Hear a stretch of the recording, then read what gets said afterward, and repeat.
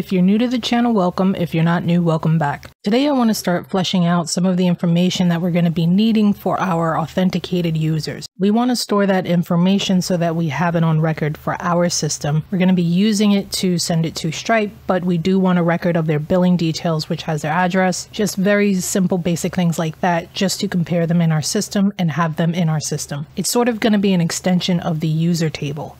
To get us set up, what I want to do is I want to create a model, a migration, and a factory for this to make this work.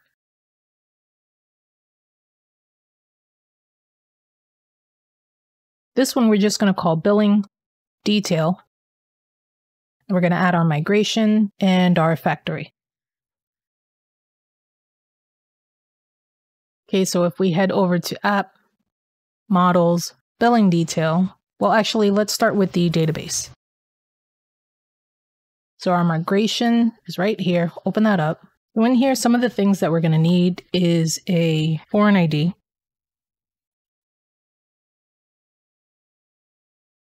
And we're going to call the field user ID. We're going to make it constrained. And then on delete, cascade. The next thing I need is a string, and for this we're going to use address, and then here we can just make it nullable. Actually, instead of these like this, we'll do the same thing. This will be city, state, zip, code. Let's grab these details and head into the billing detail model. So here we can just do protected, fillable,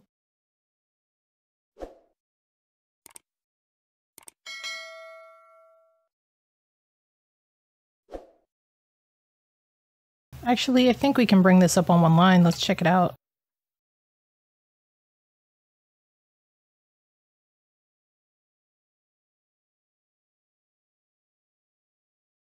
Save us some space. So the relationship that we want is to obviously be with the user. So we're going to have a public function user. It's going to be a this belongs to. Go ahead and import that. Okay, and we don't need the foreign key and the other key. This should be good. It's just basically saying the billing details belongs to the user. Okay, so now let's go do the inverse of that. We can now head to the user model and come down to the bottom. And the relationship that we're going to have is has one.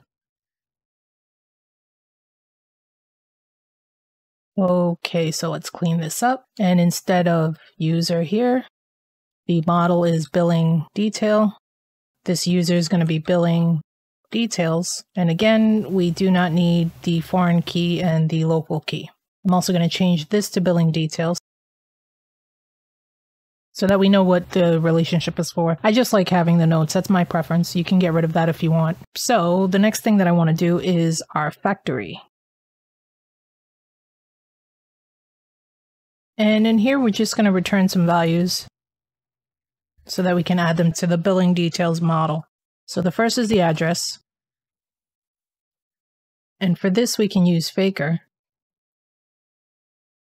Faker has a variable for street address, and that's what we can use for that. The next is city. Again, Faker has a city variable, state, and this variable for this is state abbreviation. And for the zip code, I think Faker has a, let's see, random number. Okay, so it'll need how many digits? So US zip codes are 5 digits. We'll give it a try and see if it works. If not, we'll change it. But we also need to go to the seeder, and right in the database seeder, we can go ahead and add that. So now we can uncomment the user model here. And then for now, I'm just going to comment these out so we don't get all of the seeders to be run again. We just want to run the user model. The relationship for this is now as billing detail. Okay, and we'll keep it at 10. So this has billing detail. It's just something that they introduced in Laravel 8. You can bring in any relationship for any model that you have a relationship for within the models. So for instance, our user model has one billing detail linked to that user, which means that in our Cedar, we can go ahead and call that relationship here without adding any extra steps. So it makes it really easy. Let's go ahead and try to migrate this. And I'm also going to throw the seed flag on it.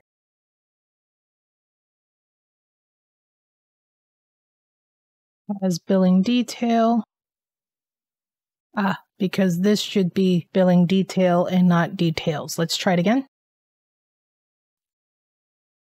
Database seeding. Okay, great. Let's check our database. Now we can go ahead and refresh it. And we have this new table in here. Open it up. And as you can see, we have the ID for the billing detail. We have the user ID associated with them, the address, the city, state, and the zip code. That actually worked out pretty well. Fantastic. So now we can use this information going forward, and that's going to be very helpful. If you're enjoying the content, please click that like button as it really does help out the channel. I'm going to leave links in the description, including the playlist, so that you can catch up on all of the videos in this Laravel e-commerce series. Thanks for watching. I'll see you next time.